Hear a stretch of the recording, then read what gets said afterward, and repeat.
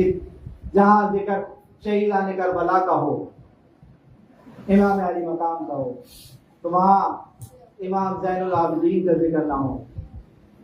تو یہ بھی کربلا میں موجود تھے، مگر یہ قدرت خداوندی تھی کہ آپ بیمار ہو، کہ نسل حسین کو بھی تو جاری ہونا تھا. تو آپ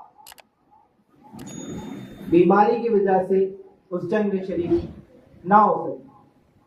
اور پھر آپ کی شان عظمت کہ حضرت جابر رضی اللہ تعالیٰ عنہ آپ فرماتے ہیں کہ امام حسین رضی اللہ تعالیٰ عنہ کو سرکار دو عالم صلی اللہ علیہ وآلہ وسلم نے اپنی گود مبارک میں بٹھایا ہوا تھا، اور آپ فرما رہے تھے کہ میرے اس بیٹے کا ایک بیٹا ہوگا جس کا نام علی ہوگا، جس کا نام علی ہوگا، اور کل بروز قیامت عرش سے ندا آئے گی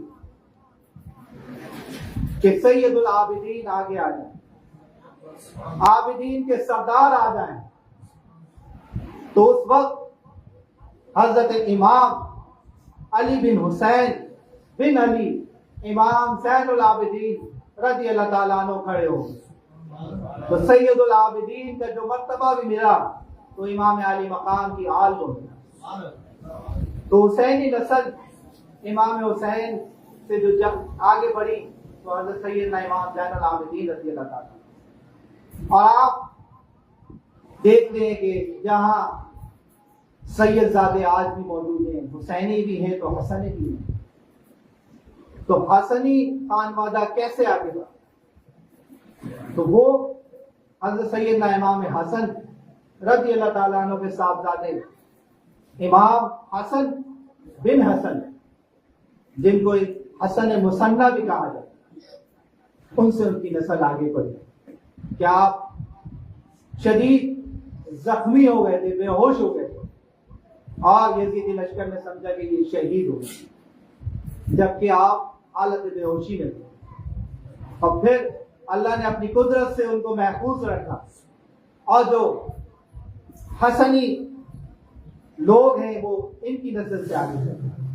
اور آپ دیکھیں کہ امام حسن مثنیٰ رضی اللہ تعالیٰ عنہ کے گھر میں جو ان کی زوجہ ہے، ان کا نام حضرت سیدہ فاطمہ صغریٰ رضی اللہ عنہ، جو امام حسین رضی اللہ تعالیٰ عنہ کی صاحب ہے.